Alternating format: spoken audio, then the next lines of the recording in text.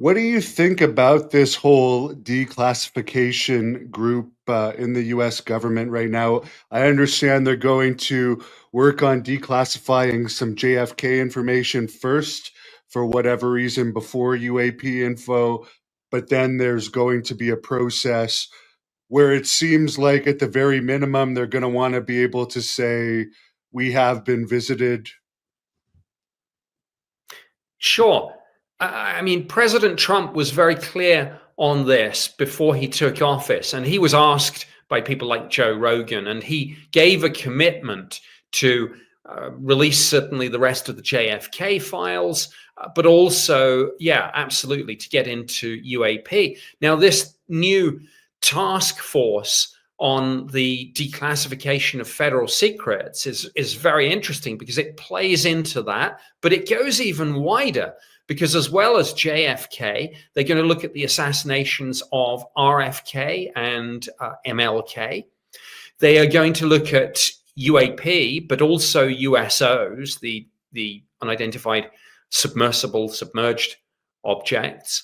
They're going to look at the origins of COVID-19, and they're going to look at the Epstein client list, and they're going to look at some of the 9/11 files. So they have a huge amount of work to do. Now, as you correctly pointed out, the first one that they're going to tackle is JFK.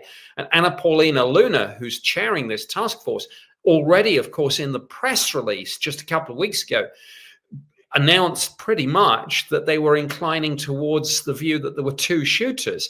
And I was watching this, and it was like one of those moments where you say, wait a minute, this is overturning decades of the official narrative. So this is going to be radical.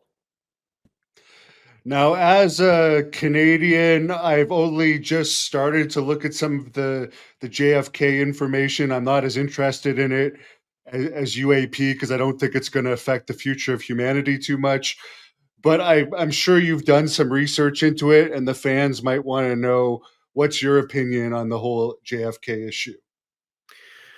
Well, it's not a subject that I've researched in any great depth, but I visited Dealey Plaza, where the assassination took place, of course, a few years ago, and I walked the grounds.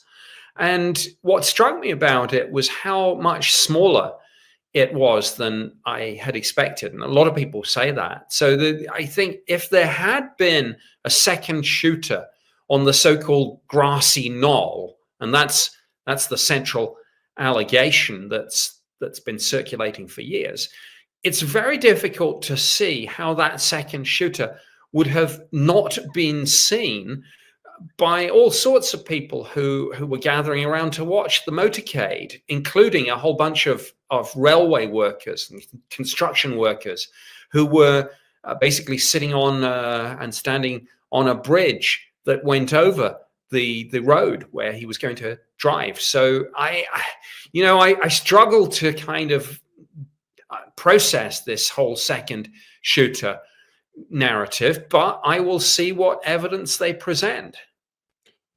And what do you think for the UAP/USO declassification we're going to see? Do you think we're going to see documents from some of the famous sightings declassified that people really want to know about?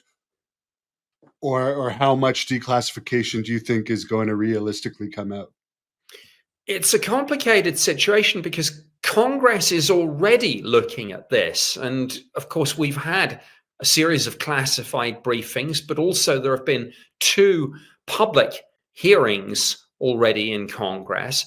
So there's a danger that this new task force will cut across some of the work that Congress is already doing, both in the Senate and in the House and in various committees, to go through, for example, some of these whistleblowers and to try and find out, what the truth is. But I think there's a very easy solution to a very complicated problem.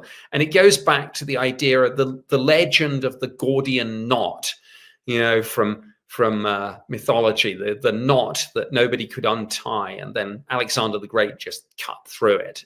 And I think that Gordian knot approach is what we need now to UAP, because in one sense, the question is absolutely binary. Either there are or there aren't these legacy intelligence community programs managing crash retrievals and reverse engineering. Either we've got spaceships in hangars and bodies on ice somewhere, or we haven't. So instead of going through all the backstories and all the whistleblowers, they just need to answer that yes/no question. Have we got any of this stuff?